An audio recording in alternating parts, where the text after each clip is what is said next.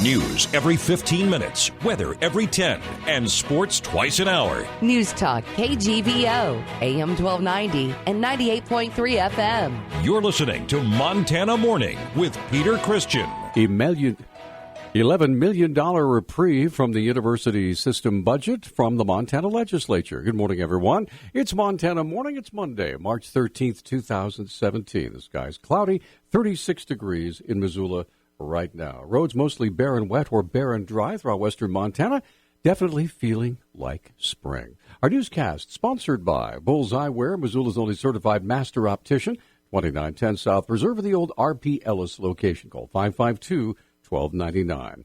This morning's top story, a dramatic late Friday afternoon $11 million infusion to the Montana University system budget has cut almost in half the $23 million deficit it was anticipating for the next 2 years.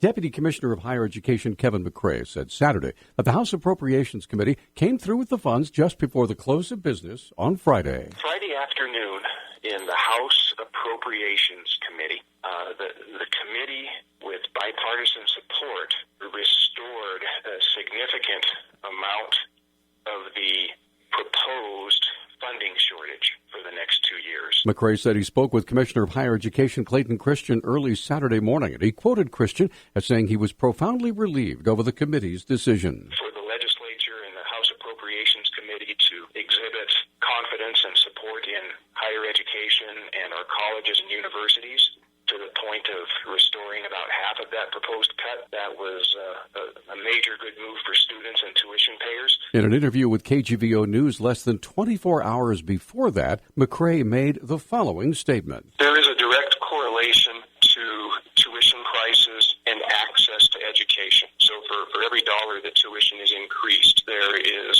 someone who makes a decision that they cannot afford to enroll in college this semester. So yeah, there is a concern there.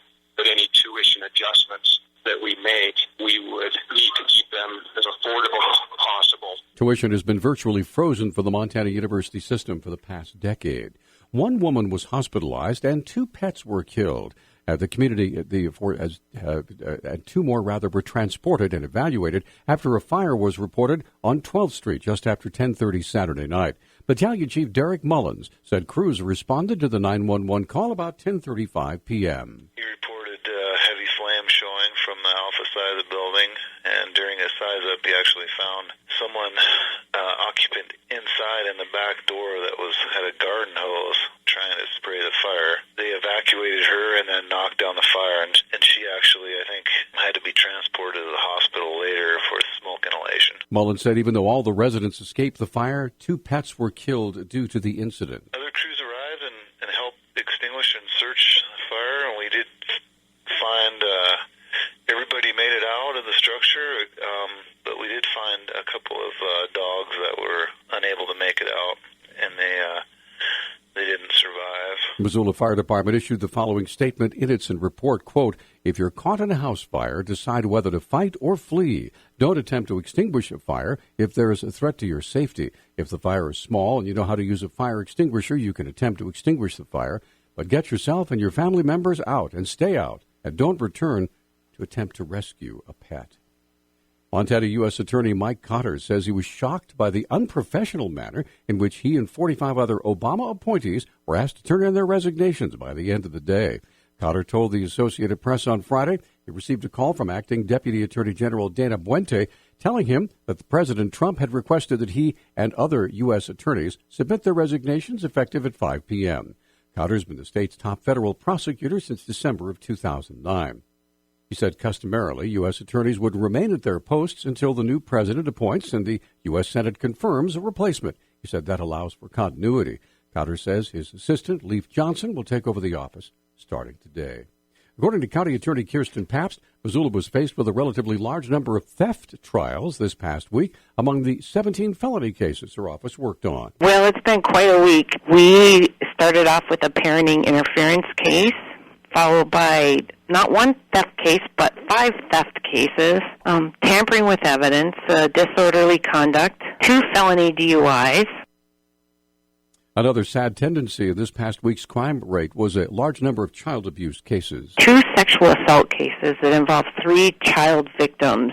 one was charged earlier this week. We're looking at another one. Assault on a peace officer, assault with a weapon that was a knife, a drug case, a criminal endangerment, burglary at a motel, an assault on a minor, and CPS actually had to get involved with that, and a felony partner assault case. Yet another odd crime trend appears to be hit-and-run DUIs. Last week, Missoula police handled at least 3 charges of leaving the scene of an accident. An anonymous donor has given $1 million to Flathead County to fund a new jail. County Administrator Mike Pence said late last week, that the donation will be added to the $6 million the county's already saved for the new facility. Pence said the donor said the additional funds may be provided in the future, but requested anonymity.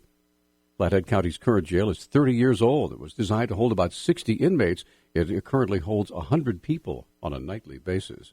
Montana Fish, Wildlife, and Parks is announcing that this is the season to replace your boat decals. Spokeswoman Vivica Krauser explains why. It is just a decal that's required so that we can document the number of boats we have in Montana to get Coast Guard funding. And so when we went to the permanent registration, maybe 10 years ago or so in Montana, what that also required for the Coast Guard tracking is that we issue these validation decals. To receive a new decal, you can apply for one online and have it mailed to you, or you can pick one up at any Fish, Wildlife, and Parks office. Speaking of FWP, Krauser says a huge hiring effort's underway as the agency prepares to combat invasive mussels. Right now, we're getting our crew together. We're going to be doing a huge seasonal hire of workers to man these inspection and decontamination stations. We're hiring over 100 workers that we've never had in the past. It's something that would be a great opportunity for someone just looking for some part-time seasonal work for college students. According to Krauser, Fish, Wildlife, and Parks will pay $13 an hour. Will offer some benefits.